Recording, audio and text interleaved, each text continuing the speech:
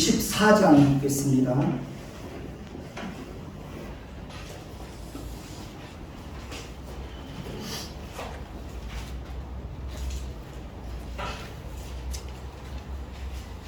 출애굽기 14장 10절부터 14절까지 읽겠습니다. 오늘 살펴볼 내용은 출애굽기 14장 전체인데요. 시간 관계상 10절에서 14절까지만 읽도록 하겠습니다. 제가 먼저 읽겠습니다. 바로가 가까이 올 때에 이스라엘 자손이 눈을 들어본즉 애굽 사람들이 자기들을 기에 이른지라 이스라엘 자손이 심히 두려워하여 여호와께 부르짖고 그들이 또 모세에게 이르되 애굽에 몇 명이가 없어서 당신이 우리를 이끌어내어 이 광야에서 죽게 하느냐 어찌하여 당신이 우리를 애굽에서 이끌어내어 우리에게 이같이 하느냐 우리가 애굽에서 당신에게 이른 말이 이것이 아니냐 이르기를 우리를 내버려 두라 우리가 애굽 사람을 섬길 것이라 하지 아니하더냐 애굽 사람을 섬기는 것이 광야에서 죽는 것보다 낫겠노라. 모세가 백성에게 이르되 너는 두려워하지 말고 가만히 서서 여호와께서 오늘 너희를 위하여 행하시는 구원을 보라. 너희가 오늘 본 애굽 사람을 영원히 다시 보지 아니하리라. 여호와께서 너희를 위하여 싸우시니 너희는 가만히 있을지니라. 네, 오늘도 함께 예배를 또 함께 드릴 수 있어서 감사를 드립니다. 우리 서로 한번 인사 한번 해보십시다. 참 잘 오셨습니다. 네, 오늘은 특별히 조양수 원사님 손자가 저희 예배에 함께 참여하게 됐네요. 이렇게 럭비 운동을 하는 선수인데요. 서울로 전화 와가지고 오늘 시간이 돼서 이렇게 예배를 드리게 된 것 같아요.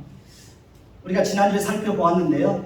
이스라엘 백성들은 큰 기쁨과 감동을 가지고 애굽에서 나오는 것을 볼 수 있습니다. 이스라엘 백성들이 애굽에서 나와서 가나안 땅까지 들어가는 데는 빠르면 7일 혹은 15일 둘러서 가도 한 달에서 두 달이면 충분했다고 합니다. 그런데 하나님은 빠르고 가깝고 편하고 쉽게 갈 수 있는 블레셋 사람의 땅의 길로 그들을 인도하지 않고 홍해의 광야길로 돌려 백성을 인도하셨다고 말합니다. 출애굽기 13장 20절을 한번 볼까요? 출애굽기 13장 20절을 보면 이스라엘 백성들은 이제 람셋을 떠나 숲곳에 이르고 또 숲곳을 떠나 어디에 장막을 쳤다고 말합니까? 광야 끝 에단에 장막을 쳤다고 말합니다. 하나님께서 이스라엘 백성들을 애굽에서 건져내시고 난 이후에 계속해서 그들을 어디로 데리고 가시는 것입니까? 광야로 그들을 데리고 가십니다. 오늘 말씀 출애굽기 14장 1절에서 2절도 보면 2절 한번 볼까요? 같이 봅니다. 시작. 이스라엘 자손에게 명령하여 돌이켜 바다와 밋돌 사이에 비하이롯 앞 곧 바알스본 맞은편 바닷가에 장막을 치라고 말씀하시는 것을 봅니다. 그러니까 하나님께서 그들을 광야로 인도하시더니 그들에게 명령하여 바닷가 앞에 장막을 치라고 말합니다.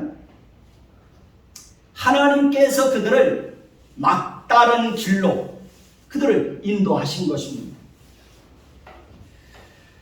하나님께서 이스라엘 백성들의 걸음을 인도하시는 것을 보면 도무지 이해할 수가 없습니다. 하나님께서 우리 인생의 걸음을 인도하실 때에도 보면 이해할 수 없을 때가 많아요, 적어요? 많이 있습니다. 저와 여러분들이 지금까지 살아온 인생의 걸음도 보면 우리가 스스로 계획하고 목적해서 여기까지 온 것이 아닙니다. 어떻게 살다 보니 지금 이 자리까지 와 있는 것입니다. 솔직하게 말하면 하나님께서 저와 여러분들의 인생의 걸음을 한 번도 가보지 않은 길로 여기까지 인도해 오신 것입니다. 때로는 가시밭길로, 때로는 광야길로, 때로는 거칠고 험한 길로. 소망이 얼굴이 안 보이네. 당신이 좀, 때로는 실패의 길로, 때로는 절망과 낙심의 길로, 때로는 고통과 슬픔의 길로, 그렇게 저와 여러분들의 인생을 인도해 주셨을 것입니다. 물론 항상 그런 길만 걸어온 것은 아닐 것입니다. 때로는 기쁨과 감사와 행복한 일들도 많이 있었을 것입니다. 항상 힘들고 항상 어렵고 항상 슬픈 일만 있고 항상 아프고 항상 고통스러운 일들만 있었으면 우리가 어떻게 지금까지 살아올 수 있었겠습니까? 힘들고 어려운 가운데서도 그래도 하나님께서 때를 따라 돕는 하나님의 위로와 하나님의 긍휼과 하나님의 그 손길이 있었기 때문에 오늘까지 살아올 수 있었던 것입니다. 하나님께서 이스라엘 백성들을 광야로 인도해서 바다 앞에 장막을 치게 한 것은 사실은 그 속에 하나님의 놀라운 작정과 계획과 섭리가 있었습니다. 하나님은 이스라엘 백성들이 바닷가에 장막을 치게 되면 바로가 어떤 생각을 가지고 어떻게 행동하게 될 것인지에 대해서 이미 하나님은 알고 있었습니다. 바로 왕은 이스라엘 백성들이 바닷가에 장막을 친 것을 알고 이스라엘 백성들을 애굽에서 보낸 것을 후회합니다. 그리고 특별히 선발된 병거 600대와 애굽의 모든 병거를 동원하고 지휘관들과 함께 이스라엘 백성들의 뒤를 추격하는 것을 봅니다. 그런데 사실 바로의 마음을 완악하게 하여 그들로 하여금 이스라엘 백성들의 뒤를 쫓게 하신 분은 바로 누구입니까? 하나님 자신입니다. 하나님이 그렇게 하신 것입니다. 그러니까 하나님께서 바로와 애굽의 군대를 다시 한번 무섭게 심판하시는 것을 통해서 하나님 자신이 어떤 분인지를 온 땅에 드러내시고자 하셨던 것입니다. 하나님께서 때로 우리의 걸음을, 우리를 막다른 길로 인도하시고 광야와 가시밭길로 우리의 걸음을 인도하시는 것은 그곳에서 우리를 만나주시기 위해서 그렇게 하시는 것입니다. 저와 여러분들은 지금까지 살면서 막다른 길목에서 하나님을 만난 경험들을 가지고 있습니까? 없습니까? 가지고 있죠? 권사님도 그렇죠? 권사님도 막다른 길목에서 하나님을 만난 경험들이 많이 있으시죠? 중요한 것은 하나님께서 우리를 막다른 길로 인도하시고 가시밭길을 걷게 하실 때 우리가 어떻게 반응하느냐 하는 것입니다. 똑같은 상황인데도 사람마다 나타나는 반응은 전혀 다른 것을 얼마든지 우리는 확인할 수 있습니다. 이스라엘 백성들은 자신들이 막다른 길로 내몰리고 진퇴양난에 빠지게 되고 뒤에서는 애굽의 군대가 먼지를 일으키며 뒤쫓아오는 것을 보고 심히 두려워하여 모세와 하나님을 향하여서 원망과 불평의 말들을 쏟아내는 것을 봅니다. 그러니까 그들은 마땅히 하나님께서 애굽 땅에서 그들을 건지시기 위해서 행하신 일들을 기억하고 잠잠히 하나님께서 행하실 일들을 기대해야 했습니다. 그러나 그들은 전혀 다른 모습으로 반응을 하는 것을 봅니다. 그럼에도 불구하고 하나님은 그들을 포기하실 마음이 없습니다. 하나님께서 그들을 통해서 이루시고자 작정하시고 계획하신 일을 하나님께서 스스로 파기하실 리가 없습니다. 하나님은 이미 그들에게 은혜를 베푸시기로 작정을 하셨습니다. 하나님은 이미 그들에게 사랑과 긍휼을 베푸시기로 작정하셨습니다. 하나님은 이미 그들에 대해서 오래 참고 기다리시고 하나님께서 그들을 통해서 목적하신 것을 이루시기로 하나님은 이미 작정하셨습니다. 오늘 말씀 13절, 14절을 보십시다. 오늘 말씀 13절, 14절입니다. 13절 제가 읽습니다. 모세가 백성에게 이르되 너희는 두려워하지 말고 가만히 서서 여호와께서 오늘 너희를 위하여 행하시는 구원을 보라. 너희가 오늘 본 애굽 사람을 영원히 다시 보지 아니하리라. 여호와께서 너희를 위하여 역사하시니 너희는 가만히 있을지니라. 예, 하나님은 이렇게 배은망덕하고 그들에게 베풀어 주신 구원의 역사와 은총을 부정하고 원망과 불평을 늘어놓는 자들을 위해서 놀라운 구원을 베풀어 주시고 하나님께서 친히 그들의 편이 되어서 그들을 위해서 싸우시고 그들을 바로와 애굽의 군대로부터 구원해 주시겠다고 약속하고 있습니다. 하나님은 모세를 통해서 이스라엘 백성들에게 말씀하신 대로 그들을 구원하시기 위해서 큰 일을 행하시겠다고 말씀하고 있습니다. 하나님은 모세에게 말씀하셨습니다. 16절을 볼까요? 16절을 봅니다. 같이 읽습니다. 지팡이를 들고 손을 바다 위로 내밀어 그것이 갈라지게 하라. 이스라엘 자손이 바다 가운데서 마른 땅으로 행하리라고 말씀하고 있습니다. 그리고 17절, 18절에도 보면 하나님께서 애굽 사람들의 마음을 완악하게 하여 그들의 뒤를 따라 들어가게 할 것이라고 말합니다. 하나님께서 바로와 그의 모든 병거와 마병으로 말미암아 어떻게 하시겠다고 말씀하십니까? 영광을 얻을 것이라고 말씀을 합니다. 하나님께서 바로와 그의 병거와 마병으로 말미암아 영광을 얻을 때야 애굽 사람들이 하나님을 어떻게 알게 될 거라는 거예요? 여호와인 줄 알게 될 것이라고 말씀을 합니다. 하나님이 영광을 얻으신다고 말씀하시는 것은 감히 그들이 하나님을 가볍게 여기지 못하도록 하시겠다는 것을 의미합니다. 이스라엘 백성들이 막다른 길목으로 몰리게 되자 그들 역시 하나님을 어떻게 여깁니까? 하나님을 가볍게 여기고 하나님을 향하여서 원망과 불평을 쏟아냅니다.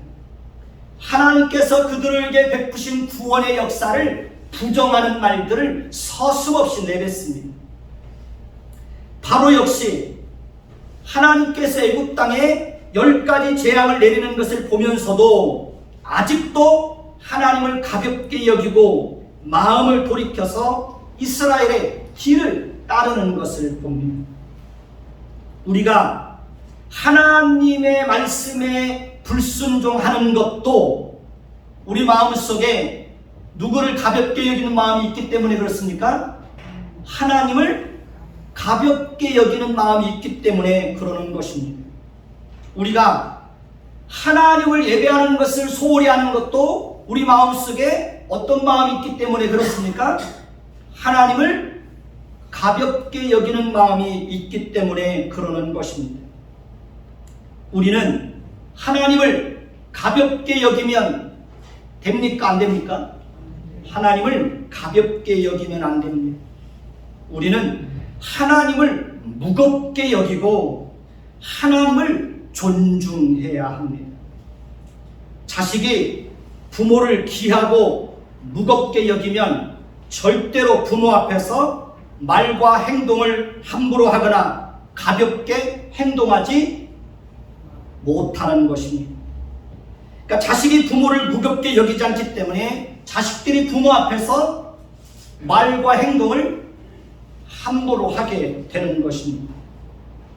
우리가 하나님을 무겁게 여긴다면 우리도 하나님 앞에서 쉽게 원망과 불평의 말들을 하지 못할 것입니다. 우리가 하나님을 무겁게 여긴다면 쉽게 불신앙적인 모습을 드러내지 못하게 될 것입니다.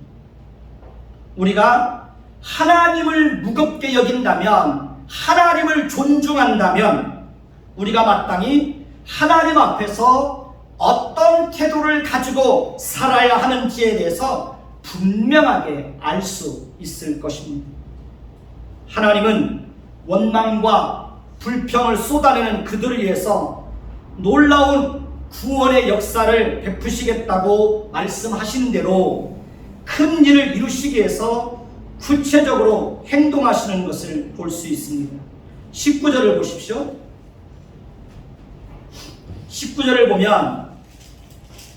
19절을 보십시오. 이스라엘 진 앞에 가던 누가? 하나님의 사자가 그들의 뒤로 옮겨가매 구름 기둥도 앞에서 그 뒤로 옮겨갔다고 말합니다. 20절에 보면 애굽의 진과 이스라엘 진 사이에 이르러서니 저쪽에는 구름과 흑암이 있고 이쪽에는 밤이 밝음으로 밤새도록 애굽의 군대가 이스라엘 백성들에게 가까이 하지 못하였더라고 말합니다.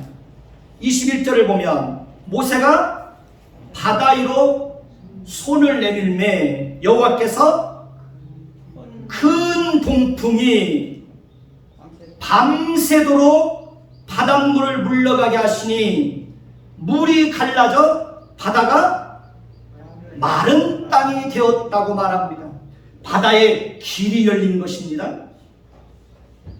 22절을 보면 놀라운 것은 이스라엘 자손이 바다 가운데를 육지로 걸어가고 물은 그들의 좌우에 벽이 되었다고 말합니다. 이게 가능한 겁니까?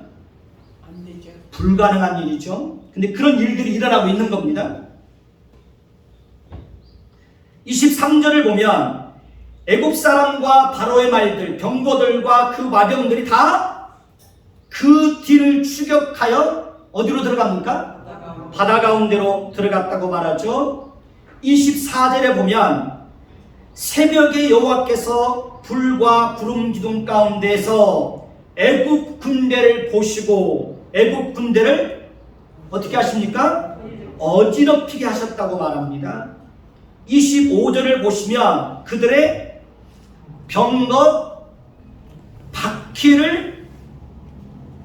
병거 바퀴를 벗겨서 달리기가 어렵게 하시니 애굽 사람들이 이르되 이스라엘 앞에서 우리가 도망하자. 여호와가 그들을 위하여 싸워 애굽 사람을 치었다고 말합니다. 26절에서 28절에도 보면 하나님께서 다시 물이 회복하게 하심으로 하여 애굽 군대가 바다 한가운데 어떻게 돼요? 수장되어 몰살을 당하는 것을 봅니다. 29절을 보면 그러나 이스라엘 자손은 어떻게 갑니까? 바다 가운데를 육지로 행하였고 물이 좌우에 벽이 되어 그들을 보호해 주었다고 말합니다. 바다 가운데에 큰 길이 열린 겁니다. 어떤 목사님은 그런 말씀을 하시더라고요. 한 3km에서 5km 정도 바닷길이 활짝 열렸을 거라고 그렇게 말씀을 하시더라고요. 250만에서 300만 명이 그 밤에 그 바다를 다 통과하려면 그 정도 길은 열려야 그 밤에 그 백성들이 건너갈 수 있는 겁니다. 하나님께서 그렇게 이스라엘 백성들을 위해서 놀라운 일을 행하시는 것입니다. 30절에서 31절을 보면 그날의 여호와께서 이같이 이스라엘을 애굽 사람의 손에서 구원하시매 이스라엘이 바닷가에서 애굽 사람들이 죽어 있는 것을 보았다고 말합니다. 이스라엘이 여호와께서 애굽 사람들에게 행하신 그 큰 능력을 보았으므로 백성이 여호와를 경외하며 여호와와 그의 종 모세를 그때서야 믿었더라 라고 말을 합니다. 하나님은 이 사건을 통해서 하나님이 이스라엘의 하나님이고 하나님께서 그들의 편을 들고 친히 그들을 위해서 싸워주시고 그들을 지키시고 온 우주 만물을 통치하시는 여호와 하나님이신 것을 그 사건을 통해서 온 천하에 드러낸 것입니다. 우리는 이런 홍해바다가 갈라지는 사건을 보면서 이런 기적적인 사건들이 성경에 많이 기록되었으면 좋겠다라는 그런 생각을 갖게 될 것입니다. 그리고 우리 인생 가운데서도 이런 일들이 지속적으로 일어났으면 좋겠다는 기대를 갖게 되는 것이 솔직한 마음일 것입니다. 그래서 우리의 삶 속에서도 우리가 해결할 수 없고 우리가 뚫고 나갈 수 없는 고난과 고통과 환난과 시련 가운데서도 하나님께서 기적 같은 일들을 베풀어 주셔서 우리로 하여금 힘들이지 않고 이런 어려움 가운데서 벗어났으면 좋겠다는 그런 기대를 이런 사건을 접할 때마다 갖게 되는 것이 솔직한 마음일 것입니다. 어떻게 보면 기적이라고 하는 것은 우리 마음속에 항상 소원하고 있다고 보아야 할 것입니다.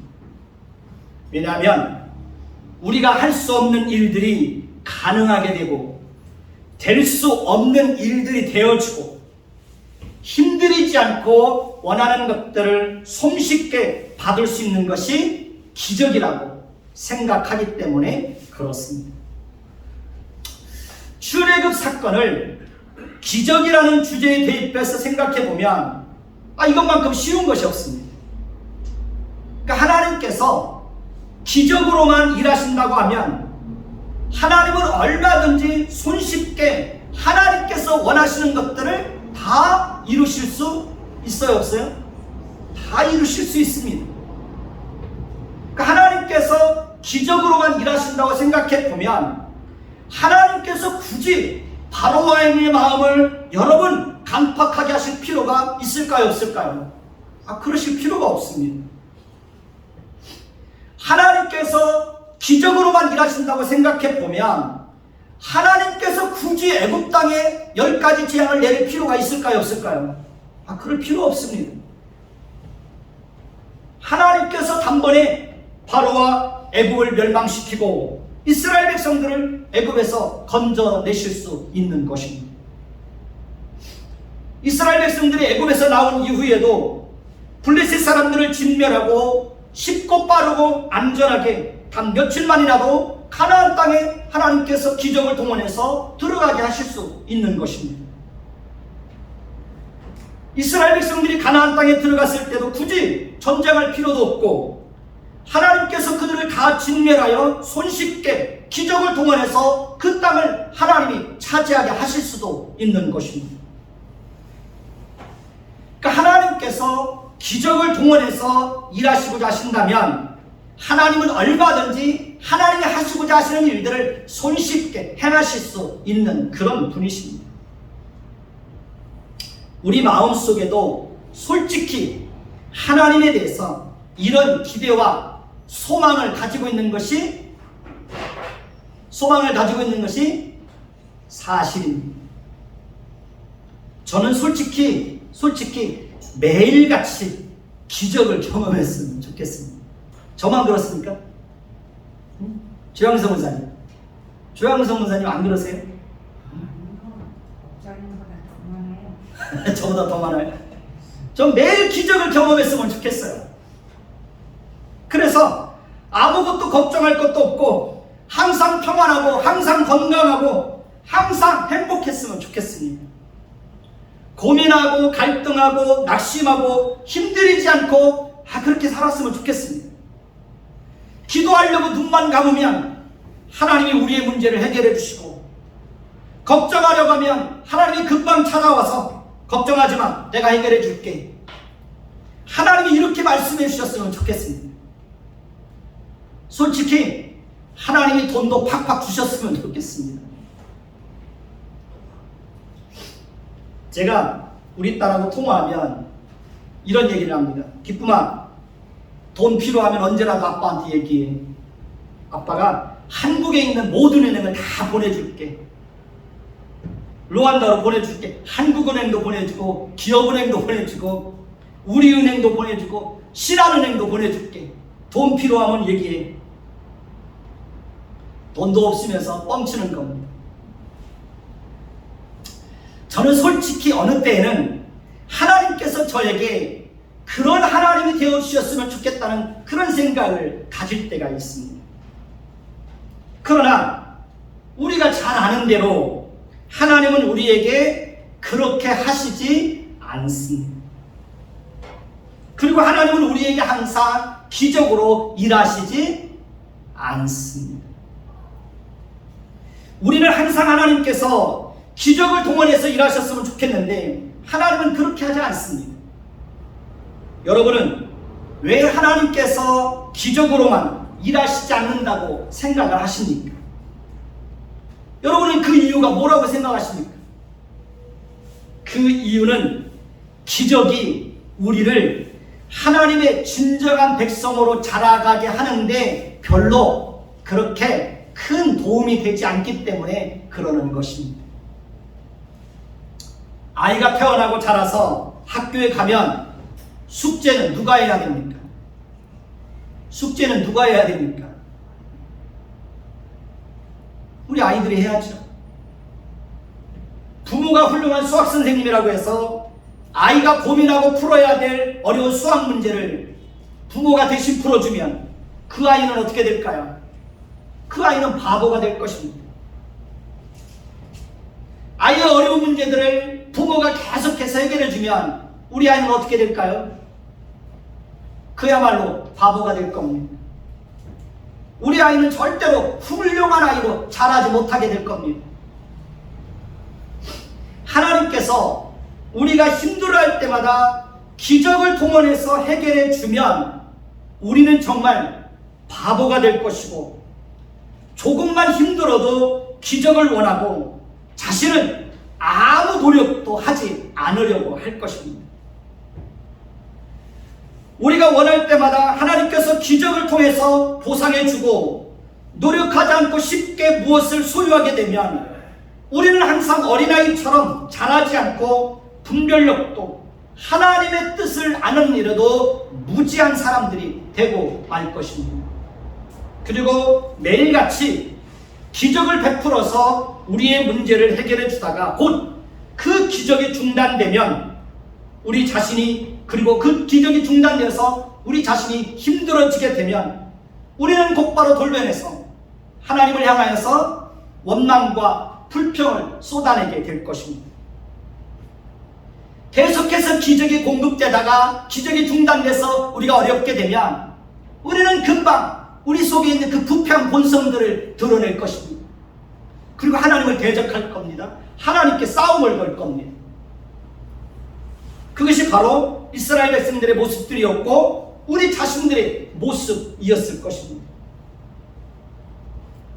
하나님께서 이스라엘 백성들과 우리 자신을 위해서 가지고 계시는 궁극적인 목적은 우리가 힘들 때마다 기적을 동원해서 우리의 문제를 손쉽게 해결해 주는 것이 아니라 우리를 하나님의 백성답게 만들어가고 우리를 하나님의 자녀답게 성숙한 자리에 이르게 하고 하나님의 뜻을 분별하고 마음과 인격과 인생 전체를 동원해서 하나님께 항복하고 하나님을 가장 무겁게 여기는 자들이 되게 하는 것입니다. 그래서 하나님께서 기적만으로 일하시지 않는 것입니다. 하나님께서 우리에게 허락하는 모든 시간과 상황과 아픔과 절망과 가난과 질병과 고통과 상처와 배신과 이 모든 것은 하나님께서 우리를 하나님의 자녀답게 하나님의 백성답게 만들어가는데 하나님께서 그 모든 것들을 다 수단과 방법으로 동원을 하고 있는 것입니다. 하나님은 절대로 현실을 무시하지 않습니다. 하나님은 언제나 현실을 뛰어넘어서 일하시지 않습니다.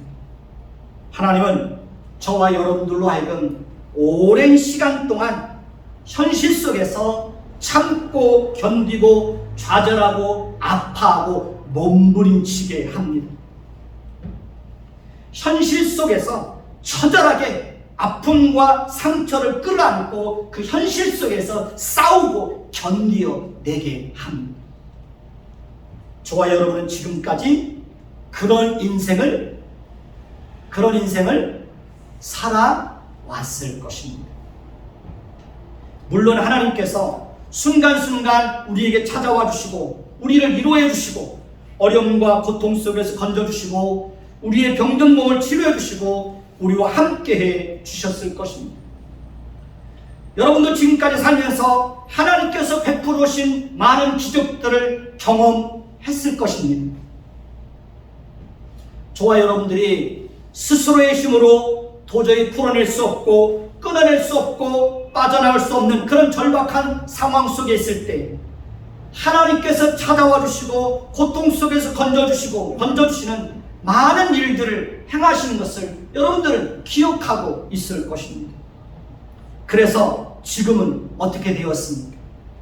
지금은 하나님의 자녀다워지셨습니까?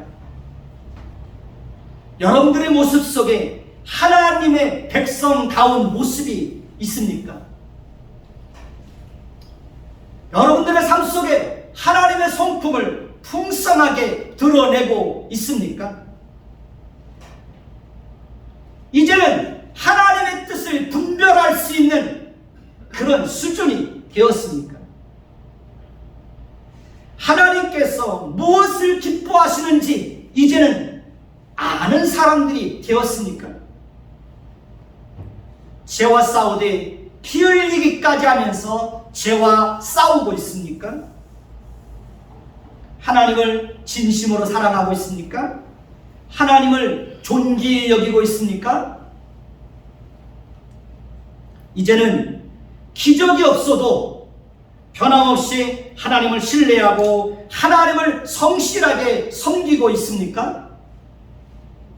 만약에 저와 여러분들이 하나님께서 어떤 기적을 베풀어 주지 않아도 여전히 현실의 어려움 속에서 몸부림치며 살아도 하나님께서 아무것도 이루어지지 않아도 하나님께서 베풀어 주신 그 구원의 은혜로 인하여서 기뻐하고 감사하며 하나님을 성실하게 섬기고 있다면 여러분들은 훌륭한 그리스도인들입니다. 제가 볼 때 여러분들은 모두 훌륭한 그리스도인들입니다. 왜냐하면 그 모진 세월을 다 참고 견디면서 지금 이 자리까지 와 있지 않습니까? 여러분은 모두 훌륭한 그리스도인들입니다. 너무 걱정하지 마십시오. 하나님은 기적으로만 일하시지 않지만 하나님의 도움의 손길이 필요할 때는 하나님께서 반드시 그 손길을 외면하지 않으실 것입니다. 여러분에게 기적이 필요하다면 그 기적을 통해서만 여러분들이 그 고통에서 벗어날 수 있다면 하나님은 그때 반드시 여러분들에게 기적을 베풀어 주실 것입니다.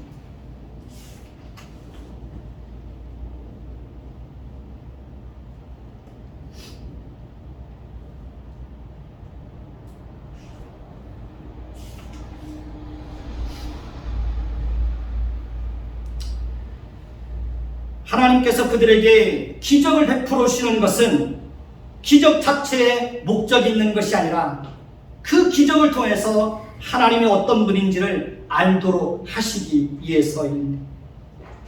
하나님이 그들을 위해서 싸우고 있고 하나님이 그들을 위해서 편들고 있고 하나님께서 여전히 그들을 사랑하고 있고 함께하고 있다는 사실을 설득하기 위해서입니다. 하나님은 언제나 변함이 없고 신실하시고 그들을 절대로 포기하시는 분이 아니라는 것을 깨닫도록 하시기 위해서 하나님은 때로 우리 인생 가운데 기적을 베풀어 주시기도 하시는 것입니다. 우리는 이스라엘 백성들의 변덕스러운 모습들을 이미 익히 잘 알고 있을 것입니다. 그들은 40년 동안 광야에서 지내는 동안 언제나 한결같이 뭘 부렸습니까? 뭘 부렸어요? 변덕을 부렸습니다. 그들은 자신들이 원하는 것을 얻게 되면 하나님께 감사하고 찬송하다가도 조금만 어려운 일을 만나면 금방 돌변해서 원망과 불평을 쏟아냈습니다. 심지어 그들은 하나님을 버리고 다른 신들을 섬기기까지 하였습니다. 그들은 정말 변덕이 죽고 있듯 하는 그런 자들이었습니다. 그러나 하나님은 변덕이 죽고 있듯 하는 그들을 끝까지 품고 갑니다. 하나님은 변덕이 죽고 있듯 하는 그들을 포기하고 버리실 마음이 전혀 없으셨습니다. 하나님께서 변덕을 죽고 듯 그렇게 부리는 그들을 하나님께서 포기하실 수 없는 단 한 가지 이유가 있습니다. 그것은 하나님께서 그들을 하나님의 백성으로 삼으시기로 작정하셨기 때문에 그렇습니다. 하나님은 그들의 하나님이셨기 때문에 그렇습니다. 우리가 우리 아이들을 낳으면 우리 아이들을 끝까지 품고 가는 이유가 무엇입니까? 우리 아이들이 항상 예뻐서입니까? 아이들 키우면 항상 예쁩니까? 우리 아이들이 항상 말 잘 듣습니까? 우리 아이들이 항상 착한 일만 합니까? 항상 성실합니까? 마음에 안 들 때가 얼마나 많습니까? 성에 차지 않을 때가 얼마나 많습니까? 그래도 부모들은 아이들을 어떻게 합니까? 자기 자녀들을 포기하지 않고 끝까지 품고 갑니다.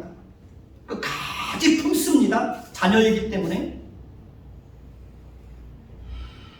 저도 우리 아이들이 때로 마음에 성에 안 차도 아이들을 끝까지 품고 갑니다. 왜입니까? 자녀이기 때문에 그렇죠. 부모이기 때문에 그렇습니다. 그 관계는 끊어낼 수가 없습니다. 그래서 때로는 자녀들이 마음에 성에 차지 않아도 끝까지 내 자녀들을 품고 가는 거예요. 그건 부모 마음이고 그게 우리를 향한 하나님의 사랑이고 여러분들을 향한 하나님의 마음인 것입니다. 우리도 변덕이 얼마나 심한 사람들입니까? 우리는 얼마나 자주 변덕을 부리는 사람들입니까? 우리는 지금까지 살면서 끊임없이 하나님 앞에 변덕을 부렸을 겁니다. 그럼에도 불구하고 하나님은 저와 여러분들을 내치지 않고 포기하지 않고 지금까지 끝까지 저와 여러분들을 품고 여기까지 온 거예요. 여러분이 하나님의 자녀이기 때문에 그런 거예요. 하나님의 백성이기 때문에 그런 거예요. 하나님은 여러분들의 하나님이고 하나님은 여러분들의 아버지이기 때문에 변덕을 줄끝하는 그런 우리를 끝까지 품고 가시는 거예요. 그래서 지금은 어떻게 되었습니까? 하나님이 신실하심을 알기에 지금은 그렇게 변덕을 부리지 않는 자의 모습으로 성숙해지지 않았나요? 요즘에도 그렇게 변덕을 자주 부리시나요? 하나님 앞에서? 그러지 않죠? 우리는 서로를 대할 때도 얼마나 자주 변덕을 부렸습니까? 조금만 마음에 안 들고 서운하게 하면 금방 안색이 달라지고 행동이 달라지고 말이 달라지고, 얼마나 자주 서로에 대해서 변덕을 부립니까? 그런데 지금은 어떻습니까?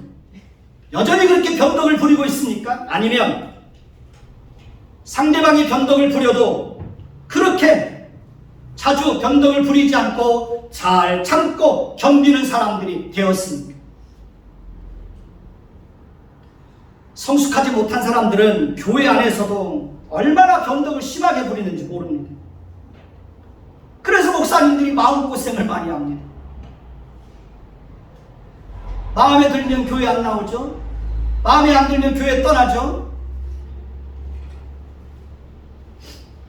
성도들은 변덕을 부려도 목사님들은 대놓고 안색이 변하고 말과 행동을 함부로 하지 못합니다.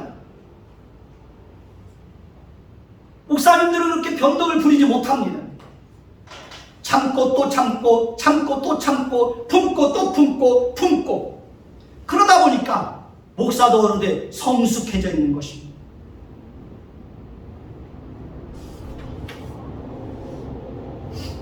절대로 잊어서는 안 되는 것이 있습니다. 그것은 하나님이 우리를 위해서 싸워주실 것이라는 겁니다. 우리가 인생을 사는 동안 때로는 비록 가시밭길을 걸어간다고 할지라도 하나님께서 끊임없이 우리를 위해서 편들어 주시고 우리를 도와주실 것이라는 사실입니다. 하나님께서 때로 우리를 막다른 길로 우리를 인도하실 때도 하나님은 반드시 그곳에 찾아와 주시고 그 속에서 우리를 건져 주실 것입니다. 우리의 인생은 우리의 손에 달려 있는 것이 아니라 누구의 손에 달려 있습니까? 하나님의 손에 달려 있습니다. 우리의 인생은 물질의 힘에 의해서 달려 있는 것이 아니라 우리의 인생은 누구의 손에 달려 있습니까? 하나님의 손에 달려 있습니다. 왜입니까? 우리 인생의 주인이 누구입니까? 하나님이시기 때문에 그러는 것입니다. 여러분들이 하나님 앞에 하나님은 내 인생의 주인이십니다, 주님은 나의 주인이십니다 라는 고백은 무슨 뜻입니까? 하나님은 내 인생의 주인이십니다, 나는 하나님의 종입니다, 이런 고백이 담겨져 있는 것입니다. 우리의 미래와 운명도 우리의 인생의 주인 대신 하나님의 손에 있는 것입니다. 하나님께서 반드시 끝까지 우리와 함께 하실 것입니다. 돌이켜보면 지금 우리가 이 자리에 있는 것이 하나님의 기적이고 신비이지 않습니까? 하나님의 기적과 신비가 아니면 우리 인생은 절대로 설명할 수 없을 것입니다. 아멘이시죠? 제 인생도 하나님의 기적과 하나님의 신비가 아니면 제 인생 자체를 설명할 수가 없습니다. 하나님께서 제 인생을 그렇게 인도해 주셨고 제 인생 가운데 하나님께서 많은 일들을 행하셨고 많은 기적들을 행하셨고 여러분들의 인생 속에도 하나님이 그렇게 행하셨을 것입니다. 하나님께서 반드시 저와 여러분들의 인생 속에 감사와 찬송을 담아 주실 것입니다. 하나님께서 우리와 우리 자녀들의 인생 속에서 반드시 기적과 신비를 담아 주실 것입니다. 하나님께서 우리 열린 교회 안에도 기적과 신비를 담아 주실 것입니다. 지금까지도 많은 기적과 많은 신비를 담아 주셔서 지금까지 교회가 존재할 수 있었고 앞으로도 하나님은 교회 안에 많은 기적을 담아 주실 것입니다. 하나님께서 반드시 저와 여러분들의 생애를 통해서 하나님이 어떤 분이고 하나님이 어떻게 일하시는지를 풍성하게 보게 하실 것입니다. 하나님께서 성실하게 우리와 우리 자녀들의 인생을 인도해 주실 것입니다. 그 하나님을 믿고 성실하게 하나님을 섬기십시오. 그리고 성실하게 하나님께 은혜를 구하십시오. 담대하십시오. 절대로 무너지지 마십시오. 하나님께서 우리를 담대하게 하실 것이고 절대로 무너지지 않도록 하나님의 손이 우리 인생을 붙들어 주실 것입니다. 우리 인생 가운데, 여러분들의 인생 가운데 하나님의 은혜가 풍성하게 담겨질 것입니다. 감사의 고백과 찬송이 흘러 넘쳐나게 하실 것입니다. 홍해 앞에 두려워 떨고 있는 자들을 향하여서 하나님이 뭐라고 말씀하셨습니까? 너희는 두려워하지 말고 가만히 서서 여호와께서 오늘 너희를 위하여서 행하시는 구원을 보라. 여호와께서 너희를 위하여 싸우시느니라. 너희는 가만히 있을지니라. 이 하나님의 음성이 저와 여러분들에게 들려지기를 바랍니다. 하나님께서 애굽 사람들을 심판하여 홍해 바다에 수장시킬 때 애굽 사람들이 뭐라고 아우성쳤습니까? 이스라엘 앞에서 도망하자. 여호와께서 그들을 위하여 싸워 애굽 사람을 치는도다. 하나님께서 우리 생애 속에 그렇게 일하실 것입니다. 하나님께서 우리에게 은혜를 베풀어 주시고 하나님이 우리의 편이 되어서 우리를 도와주시고 우리를 위해서 싸워주시는 것을 하나님을 알지 못하는 사람들의 입을 통해서도 고백되게 할 것입니다. 그러니 우리 한 가지 다짐하십시다. 한번 따라해서 봅시다. 이제는 변덕 부리지 않겠습니다. 네, 변덕 부리지 않기로 그렇게 한 가지 다짐을 하셨으면 좋겠습니다. 기도하겠습니다. 하나님은 언제나 신실하신 분이십니다. 우리가 변덕을 부려도 하나님 우리에게 기적을 베풀어주지 않는다고 해도 않을 때 우리는 하나님 앞에 어김없이 원망과 불평의 말들을 쏟아냅니다. 조금만 힘들어도 원망합니다. 조금만 고통스러워도 하나님을 불신합니다. 늘 변덕이 죽끝 하는 우리의 모습들을 봅니다. 주님, 그럼에도 불구하고 하나님은 그런 우리를 끝까지 품고 또 품고 지금까지 이 자리까지 오게 하셨습니다. 하나님의 그 사랑이 있기에 오늘을 살아가고 있습니다. 그러니 하나님이 얼마나 신실하신 분이신 줄 알고 하나님이 우리를 위해서 싸우시고 하나님이 우리를 편들어 주실 것을 알고 하나님이 때로 우리에게 막다른 길목에서 우리를 만나주시고 우리에게 기적을 베풀으실 그 하나님을 바라보며 이제 한 가지 마음에 다짐할 수 있게 하옵소서. 하나님 앞에 더 이상 변덕 부리지 않게 하옵소서. 그렇게 낮은 수준의 모습으로 우리의 인생을 살지 않게 하옵소서. 예수 그리스도의 이름으로 감사하며 기도드립니다. 아멘.